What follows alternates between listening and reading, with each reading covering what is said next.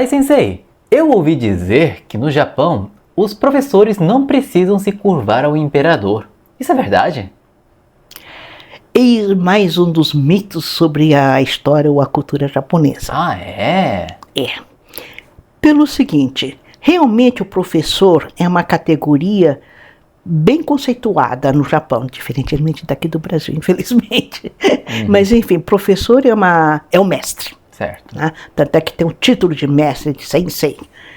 O que acontece é que o imperador, se for o caso, ele não precisa se curvar diante do professor dele, mas não é diante de todos os professores, mesmo porque ele não sabe quem é professor, quem deixa de ser. Né? Não é? Então, não há necessidade dele se curvar diante do professor, do mestre dele próprio. Entendi. Essa então é a versão original. Isso. Que foi um telefone sem fio, né? Foi transmitida essa ideia de que no Japão o imperador, né? Na verdade, os professores não precisam se curvar ao imperador.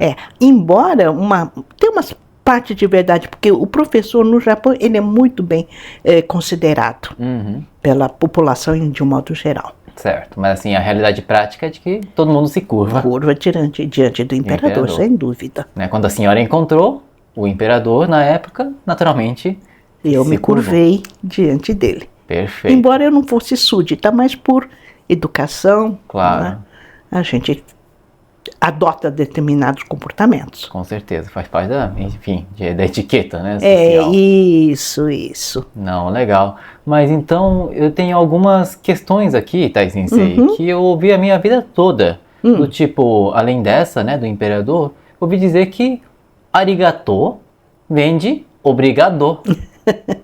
E o ne vem de né. Isso, exatamente. São outros dois grandes mitos da língua japonesa. Mas os portugueses não foram os primeiros europeus que encontraram com os japoneses? Sim, os primeiros europeus que tiveram contato com o Japão foram os portugueses no mesmo século em que eles descobriram o Brasil. Ou seja, no século XVI. Tá? Só que arigato, não com esta forma ainda, talvez, mas já existia na língua japonesa, antes da chegada dos portugueses ao Japão. Certo. Então, o que quer dizer arigatashi, que é a palavra original, que vai dar origem a esse arigato? Ari é um verbo que significa ser, existir, estar. Gatashi significa, acaba sendo um sufixo para dizer que é difícil de. Tá? Então, usava-se essa palavra arigatashi para demonstrar respeito, gratidão por aquilo que não está aqui, por aquilo que é misterioso, por aquilo que é desconhecido. Então, era uma gratidão às graças dos deuses ou do Buda, que seja. Tá? Porque são duas linhas de pensamento, né? O budismo e o shintoísmo. Então, já existia essa palavra arigatashi antes de os portugueses chegarem ao Japão. Então, é impossível que obrigado é por causa da semelhante de sons, né? Então. Obrigado, arigatashi, né? Então, levou-se a essa, é uma das coincidências do encontro de línguas. O né também, então. Também. O ne, não é né em japonês, é o ne, já existia antes de os portugueses chegarem. E mesmo porque, na época em que os portugueses chegaram ao Japão, que é século XVI, eu acho que mesmo no português não existia esta forma né. Não? Por quê? Não, porque é uma coisa muito mais recente, que foi a forma contraída de não é que deu né. Mas isso é no linguajar popular. Eu não sei, não estudei a gramática histórica do português, mas eu tenho a impressão que é um fenômeno muito mais recente do que o século XVI. Então é impossível que o português tenha influenciado o japonês. O que acontece é que outra feliz ou infeliz coincidência, que neste caso casa muito bem, porque o sentido do né, que não é, quando você fala né, você está querendo que o outro concorde com aquilo que você falou, você quer reforçar a sua opinião, né? Hoje vai chover, né? Certo. Então tem todos os indícios para dizer que vai chover. E o ne, não 100% igual, mas é no mesmo diapasão, ne é uma forma de eu dirigir o meu pensamento, querendo que ou você concorde comigo, ou que eu transmita com uma certa, não digo ênfase, mas com uma certa insistência para o meu interlocutor. Então, nesse ponto, eles coincidiram. Certo. E como a forma é exatamente a mesma... Então, uma coincidência. Exato. Isso, né? E pensa-se que foi do português para o japonês, mas não, foi uma dessas coincidências. Entendi. Poxa vida. Então, tô até com medo de perguntar as outras questões, de que uma coisa que eu sempre ouvi muito, Tai Sensei, é que o Japão é um país extremamente tradicional, que mantém uma cultura milenar dentro de si. Eu acho que a gente tem que mudar um pouco o foco. O que acontece na sociedade japonesa é que o japonês respeita as tradições. Ok. Então, um exemplo clássico que eu gosto de dar é, por exemplo, o culto aos antepassados. O que é antepassado? É aquilo que traz, né, até os seus dias de hoje, e você tem um culto por aqueles que precederam. Então, esse culto aos antepassados, culto ao passado, respeito ao passado, existe em toda a história do Japão. Isso é verdade. Mas, por outro lado, segundo o meu ponto de vista, o povo japonês é um povo muito curioso, muito afeito a novidades. Certo. Né? Isso aconteceu, por exemplo, no encontro com a China. Né? Quando o Japão encontra a China pela primeira vez, eles não tinham escrita nem nada, mas eles vão assimilar a escrita dos chineses, vão aprender o pensamento chinês, a concepção do Estado Nacional, em cima disso ele cria. Então ele não foi avesso, ele não recusa, aquilo que vem de fora. Mesma coisa aconteceu aí no século XIX, quando ele ficou fechado, é o período do isolacionismo no Japão, que não teve contato com o exterior, de repente foi forçado a abrir as portas e o Ocidente entrou em cheio. Então o japonês é muito... A espingarda, quando os portugueses chegaram, eles ficaram admirados com a espingarda. Então, compraram um, adquiriram um, desmontaram, remontaram e criaram. Né? Então o japonês tem essa parte de gostar de novidade. Certo. Tanto é que eu acho que o país dos contrastes, mais do que o Brasil, é o Japão.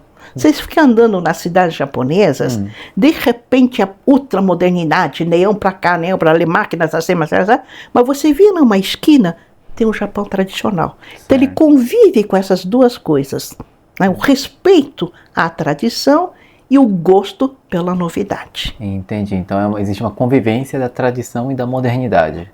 Lado a lado, e em vários momentos da história japonesa, a meu ver. Certo, então não é necessariamente tudo tradicional. Não, ele respeita a tradição, mas adora a novidade também. Certo. Uma outra coisa que eu ouvi falar bastante, Tai Sensei, é que o povo japonês é um povo homogêneo. Isso é verdade? Eu acho que é um outro mito. Ah, é? É um outro mito, porque se você for analisar a história do Japão, estou falando da história do Japão a todo momento, mas antes do Japão formar um Estado, o contato dele com a China e principalmente a Coreia, porque a cultura chinesa vem lá do continente chinês, atravessa a Península Coreana e chega ao Japão. Certo. Então vem muitos coreanos junto. E com certeza eles se mesclaram. Claro, né? Claro. Então, falando do ponto de vista étnico, de sangue, dizer que é um sangue puro, uma etnia pura, eu acho que é uma pura fantasia. Certo. Né? E mesmo a língua, sim, o tronco da língua japonesa é diferente do chinês, do coreano, ele mantém, mas ele aceita com muita facilidade terminologia estrangeira. Haja vista o americanismo ou o estrangeirismo que impera hoje a partir da abertura dos portos para o Ocidente. Certo. Né? Então, dizer que um povo homogêneo do ponto de vista étnico, a meu ver, é pura... fake news. Fake news. Né? Lembrei também das pessoas de Okinawa, né, Tai Sensei, que também tem uma feição um pouco diferente. Ah, sim. Não só feição, mas o povo de Okinawa, esse sim, foi conquistado pelos japoneses. Porque havia o reino de Ryukyu, que é o nome da região, né?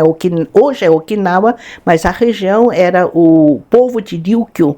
Eles já é um povo de cultura totalmente diferente, de língua diferente, de etnia diferente, mas que foi incorporado acho que foi de Kagoshima, ao domínio, né, de Kagoshima, e a partir de então passou a pertencer ao Japão, e hoje, historicamente ou geograficamente, pertencente ao Japão. Mas é um povo etnicamente diferente de Homondin, da pessoa, vamos dizer assim, do maior tronco étnico das ilhas japonesas. Mesmo ao norte. Fala-se muito também de uma onda que veio pelo norte via Sibéria. Olha, então, próximo da Rússia? Porque era tudo perto, né? Era um gelo só. Então eu acho que há muita coisa que o DNA vai poder explicar. Perfeito. Nossa, muito legal ter esses esclarecimentos. Né? Eu imagino que vários seguidores nossos puderam esclarecer algumas das dúvidas e essas questões, né, que a gente acaba ouvindo de boca a boca, mas acaba reproduzindo aos outros. É verdade, é verdade. E às vezes o Google é muito bom, mas a internet pode ajudar, né, a esparramar mais desses, aspas, fake news. Perfeito. Não, muito legal. E o estudo é o caminho para entendermos sobre isso, né, Tai Sensei? Sim, e eu acho que para você entender um povo, o ponto de partida é a língua. Certo. Porque o que é a língua? A meu ver, língua é a reprodução do modo de pensar de um determinado povo. Certo. Então a língua japonesa reflete o modo de pensar, o modo de sentir, o modo de viver a realidade. Por isso a gente insiste muito no ensino da língua japonesa. E nós temos um curso fechado, que se chama Japonês Essencial, em que trabalhamos de um ponto de vista um pouco diferente. A gente tenta explicar a característica da língua japonesa enquanto língua japonesa, sem estar, a gente compara onde é comparável, mas está tentando encaixar no português, ou o português para explicar o japonês. Então eu acho que ela tem uma característica própria que tem que ser respeitada e pela qual a gente consegue entender um pouco a sensibilidade japonesa. E é o que nós trabalhamos, o que a gente acredita nesse nosso curso Japonês Essencial, que é para zero. Gente que não sabe nada, a gente começa do zero. Começa do letramento, depois vamos trabalhar com a construção da frase, então a gente trabalha com leitura, com ouvido, compreensão oral, reprodução oral, enfim, com as 4 habilidades, toda e qualquer língua. É isso, pessoal, é a nossa maior aposta para ensinar japonês por aqui na internet. Para ter todas as informações, basta clicar no link que está na descrição. Caso estejamos com as matrículas abertas, você já poderá adquirir o curso. Caso contrário, você entrará numa página para deixar o seu e-mail para entrar na lista de espera para receber as informações em primeira mão. No mais é isso, não deixe de deixar o seu like se você gostou deste conteúdo que trouxemos por aqui. E nos vemos por aí. Toda semana estamos publicando vídeos mais longos de língua ou de cultura japonesa. Agradecemos a audiência e nos vemos na semana que vem. Sayonara!